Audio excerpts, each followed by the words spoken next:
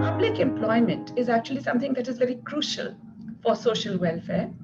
And I have argued in this chapter that it's also crucial for the macroeconomy. It serves as a very important means of ensuring employment, generating secondary employment, in addition to providing access to all the people.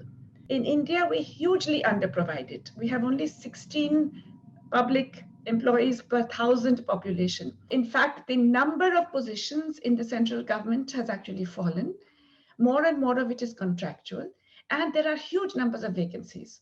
So in the central government alone, about 3 million vacancies. If you look at the 4 million vacancies, the state, if you include the state governments, it will be a very large number of vacancies. More and more reliance on contractual appointments, and the use of workers who are not even called workers, like Anganwadi workers and helpers, like Ashas, like other scheme workers, who are not even given minimum wages, who do not get any of the benefits of regular employment. 60% of public employment today in India is in the form of these workers.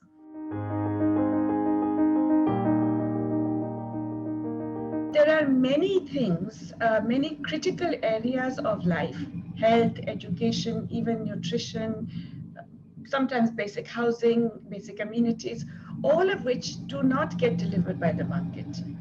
And if you do have them delivered only by the market, it means many, many people are excluded. And in India, it would be the majority of the population, maybe 60, 70% would be excluded from getting access to basic good quality services. So at one level, anyone who cannot afford it will be excluded, including from good quality, whether it is education or it's health or it's any of these things.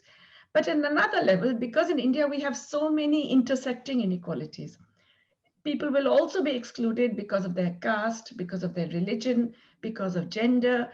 So it's not just income. Of course, income is important and is a major exclusionary force, but it's also all these other aspects of discrimination which will lead to exclusion.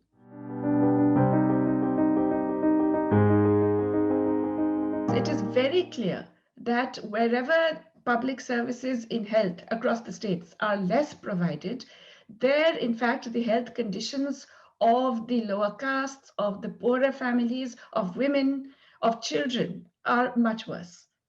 Similarly with education, where it's dominantly private-based, you actually have the poor excluded from it.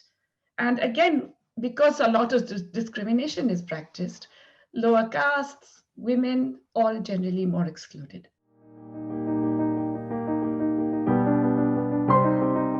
The first obvious recommendation is to fill all the vacancies. It's very interesting. If you just filled vacancies in central and state governments, you would create massive numbers of employment, about 7 million perhaps. We must treat all public employees as regular government employees. You cannot have a separate subcaste of Anganwadi workers, helpers, Ashas, and scheme workers who do not get any benefits and who do not even get minimum wages. They must be treated on par with other regular workers and given all of the conditions and facilities that they require and that other workers are given, including social security and pension benefits and health insurance and so on. We must actually dramatically increase the number of public employees. Public employment can be a catalyst for generating more private employment. It's very important to see this not just as something that is important for social welfare. It's actually important for macroeconomic reasons.